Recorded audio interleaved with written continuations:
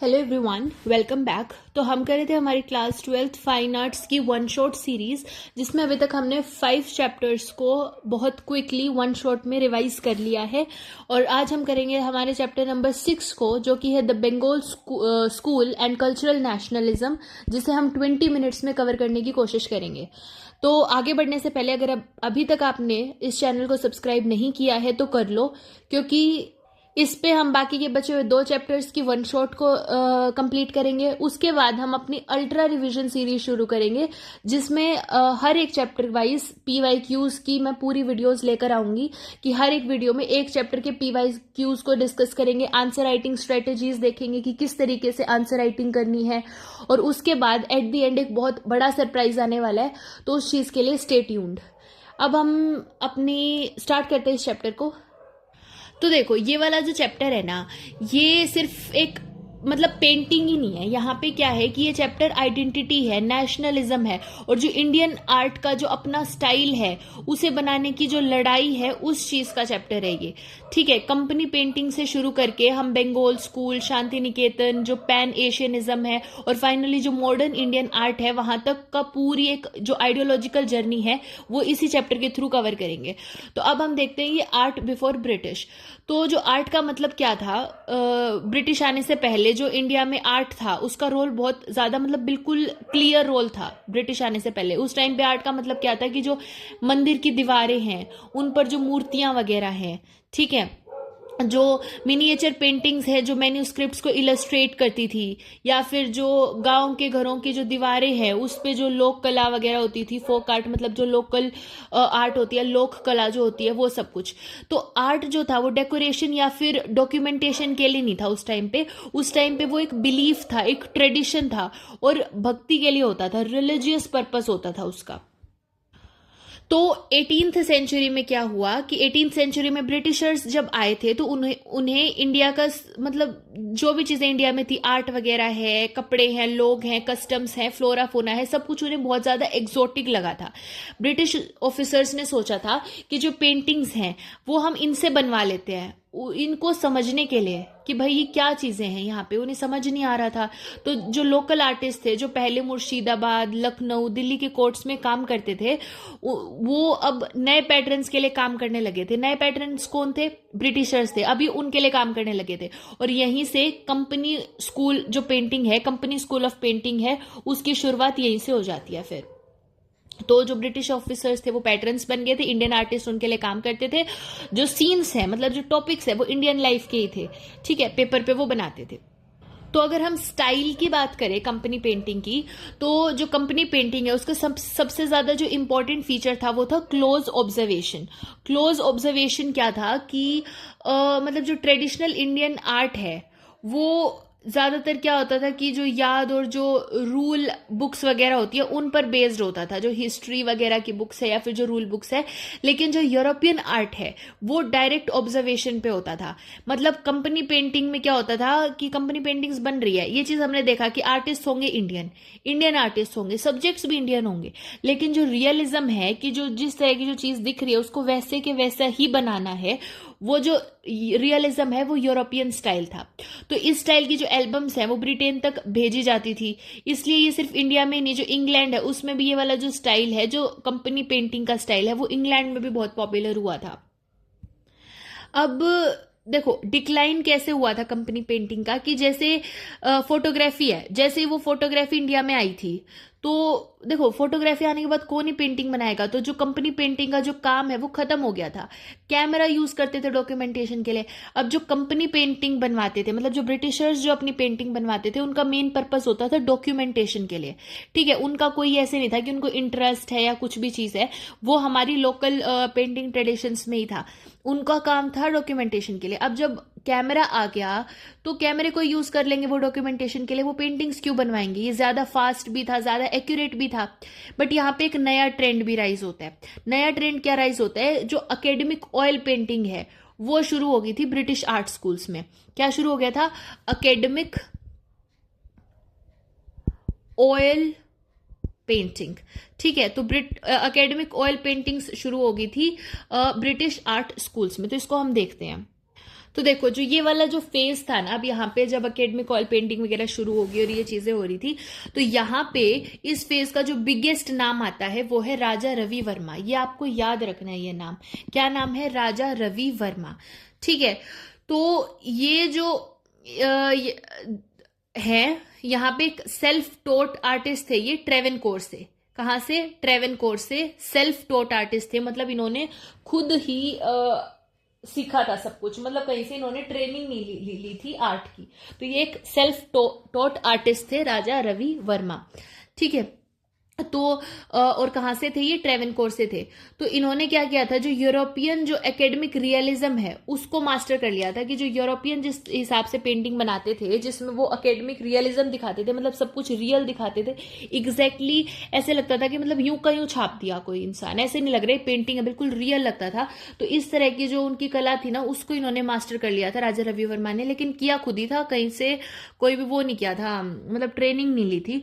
और जो Indian epics है उनको इन्होंने पेंट किया था, जैसे रामायण है, महाभारत वगैरह है, जो पुराणिक वगैरह के जो पुराण वगैरह के जो सीन्स थे वो सब कुछ। और उनकी जो पेंटिंग्स थी वो इतनी ज्यादा पॉपुलर क्यों हुई राजा रवि वर्मा की जो पेंटिंग्स है, क्योंकि वो ओलियोग्राफ्स बने थे, ओलियोग्राफ्स बने थे और कैलेंडर्स वगैरह बनाए गए थे, साथ में हर एक घर में वो पहुंच गए थे, मतलब इतनी ज्यादा फेमस थी वो, हर घर तक पहुंच गई थी।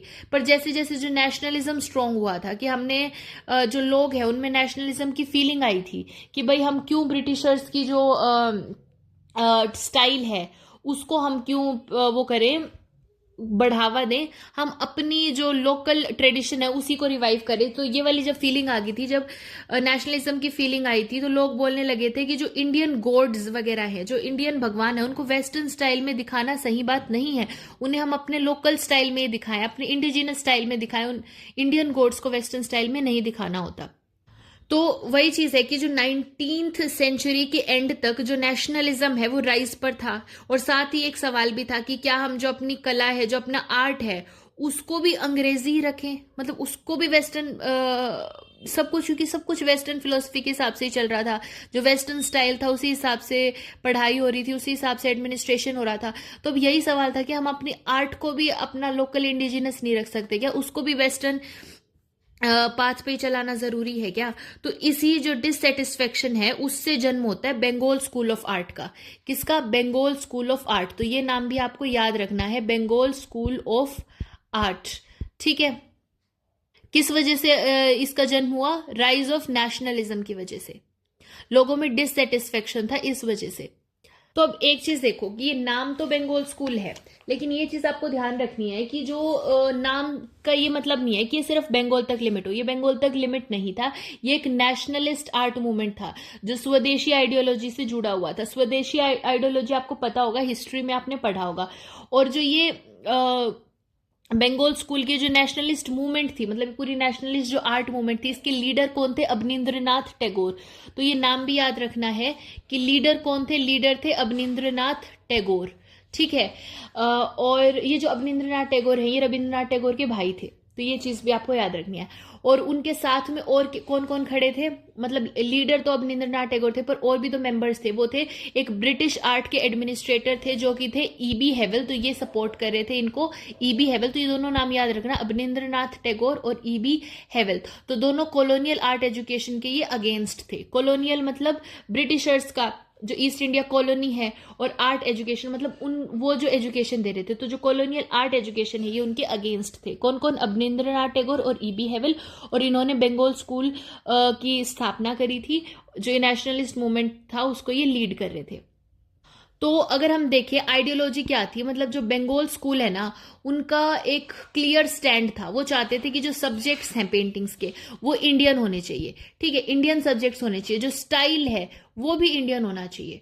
अब वेस्टर्न स्टाइल का यूज नहीं करना, इंडियन स्टाइल होना चाहिए। और इंस्पिरेशन कहां से ली गई थी? इंस्पिरेशन ली गई थी जो मुगल मिनिएचर्स थे, जो पहाड़ी पेंटिंग्स थी, वहां से इन्होंने इंस्पिरेशन ली। कहां कहां से ली? मुगल और पहाड़ी से। और रिजेक्ट किस चीज को किया इन्होंने? रिजेक्ट किया जो कंपनी पेंटिंग्स हैं, और जो वेस्टर्न एकेडमिक रियलिज्म था, उन चीजों को इन्होंने रिजेक्ट कर दिया। इनका एक ही गोल था। अगर गोल आ जाता है कि what was the goal of Bengal school of miniature painting, तो आपको आंसर में यही लिखना है कि इनका एक ही गोल था कि ये इंडियन आर्ट को इंडियन बनाना चाहते थे, वेस्टर्न जो आइडियाज हैं, जो वेस्टर्न पाथ है उससे दूर करना चाहते थे। अब एक चीज याद रखो कि जो 1896 है ये एक लैंडमार्क ईयर था, ये ईयर भी आपको याद रखना है। 1896 जो है ये एक लैंडमार्क ईयर क्यों था? क्योंकि यहाँ पे जो हेवल थे, जो हमने अभी अभी देखा था, वो हेवल और जो अवनिंद्रनाथ हैं उन्होंने गवर्नमेंट आर्ट स्कूल कलकत्ता का जो सिलेबस है वो चेंज कर दिया था। गवर्नमेंट आर्ट स्कूल कलकत्ता, ये नाम याद रखना है, government art school Calcutta, government art school Calcutta, ये नाम याद रखोगे। और इससे रिलेटेड कौन था? अवनिंद्रनाथ टैगोर और हेवल। 1896, ये कुछ चीजें आपको याद रखनी है। तो उन्होंने क्या किया था कि इनका जो सिलेबस है स्कूल का वो चेंज कर दिया था। इसमें इन्होंने इंडियन टेक्निक्स लाई थी, जो थीम्स वगैरह हैं, एस्थेटिक्स है, उनको इंपॉर्टेंस दे दी थी। तो अब अवनिंद्रनाथ की एक पेंटिंग है जर्नीज एंड, ठीक है, वो भी आपको याद रखना है। अवनिंद्रनाथ की टैगोर की ही पेंटिंग है, क्या है? जर्नीज एंड, ये आपकी बुक में भी दी हुई है। तो इसके बारे में हमने डिटेल में पहले बात की भी हुई है, आप वहां से इसको देख लेना। और जो मुगल पहाड़ी इन्फ्लुएंस है ये उसका परफेक्ट एग्जाम्पल है। कौन सा? जो जर्नीज एंड है, यहाँ पे मुगल और पहाड़ी इन्फ्लुएंस देखने को मिलता है। मतलब हमारा ही स्टाइल है, हमारा ही जो इंडियन स्टाइल है और इंडियन ही थीम है, तो उसी चीज पे एम्फेसिस था। तो अगर अब हम और बात करते हैं तो जो अवनिंद्रनाथ टैगोर थे ना, ये सिर्फ पेंटर नहीं थे कि पेंटिंग तो बनाते थे, पर ये एक सिर्फ पेंटर नहीं थे, ये एक कल्चरल लीडर थे। उन्होंने एक जर्नल स्टार्ट किया था और जर्नल का नाम था Indian society of oriental art. तो अगेन ये क्वेश्चन इंपॉर्टेंट है कि ये किसने स्टार्ट किया था? ये जो एक जर्नल है Indian society of oriental art, ये किसने स्टार्ट किया था? तो ये स्टार्ट किया था अवनिंद्रनाथ टैगोर ने। क्या नाम है? Indian society of oriental art, ठीक है। जो आर्ट हिस्टोरियन है, जो पार्थामीटर है, पार्थामीटर क्या कहते हैं इसमें कि उनके वर्ड्स में है कि students were recovering the lost language of Indian art.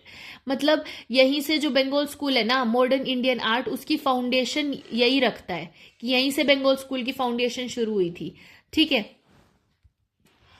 अब हम देख लेते हैं कि ये जो मूवमेंट थी, जो बंगाल स्कूल ऑफ पेंटिंग की जो मूवमेंट थी, इसको आगे बढ़ाया था कुछ यंग आर्टिस्ट ने। तो यंग आर्टिस्ट कौन कौन से थे? जैसे क्षितेंद्रनाथ majumdar हैं, ठीक है। तो क्षितेंद्रनाथ majumdar हो गए, जो जिन्होंने रासलीला की पेंटिंग्स बनाई थी, ठीक है। उसके बाद M.R. चुगतई हैं, M.R. चुगतई ने राधिका की पेंटिंग बनाई थी। और भी नाम आपकी बुक में दिए गए हैं, वहां से भी आप देख सकते हो, पर ये दो तो इंपॉर्टेंट ही हैं। और अवनिंद्रनाथ टैगोर तो थे, इन्होंने तो स्टार्ट ही किया था, तो ये तो मेजर आर्टिस्ट थे ही। तो इनका मेन एम क्या था? इन सभी का मेन एम यही था कि जो इंडियन सोल है उसको हम पेंट करें। नेक्स्ट हमारे पास आ जाता है जो शांति निकेतन है।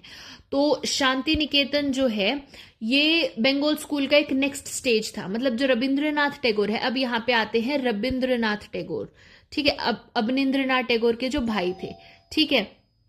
तो रविंद्रनाथ टैगोर ने कला भवन की इस्टेब्लिश किया था, कला भवन को इस्टेब्लिश किया था, जो इंडिया का पहला नेशनल आर्ट स्कूल था।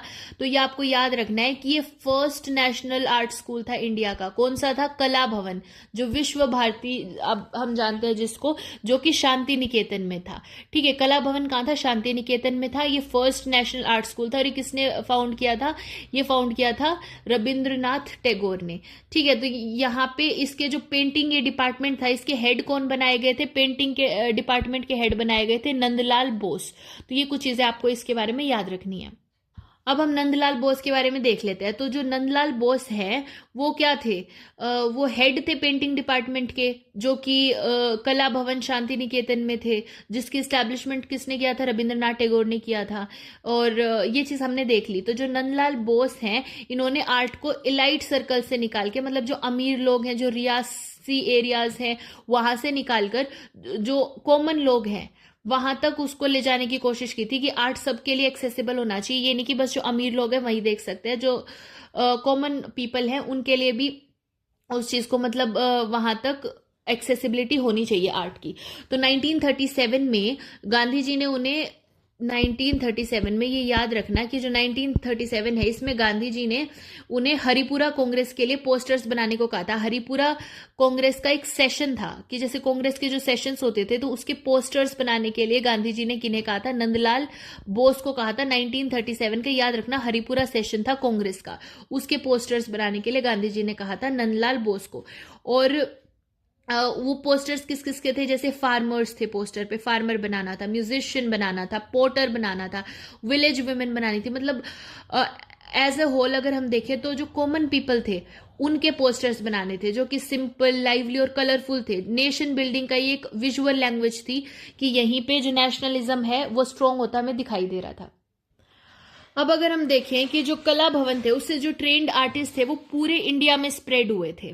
जैसे जो के वेंकटप्पा हैं, ये साउथ इंडिया में थे, ठीक है, ये थे यहीं के, मतलब कला भवन के ट्रेंड आर्टिस्ट थे। तो कला भवन के ट्रेंड आर्टिस्ट जैसे नॉर्थ में था, वहां से साउथ, ईस्ट, वेस्ट हर जगह पे फैला था। तो साउथ इंडिया में हमने एक नाम देखा, के वेंकटप्पा, ठीक है। फिर जो जामिनी रॉय हैं, जामिनी रॉय की एक पेंटिंग आपकी बुक में दी हुई है, उसका नाम आप कमेंट्स में बताना कि वो कौन सी पेंटिंग है जो जामिनी रॉय ने बनाई थी।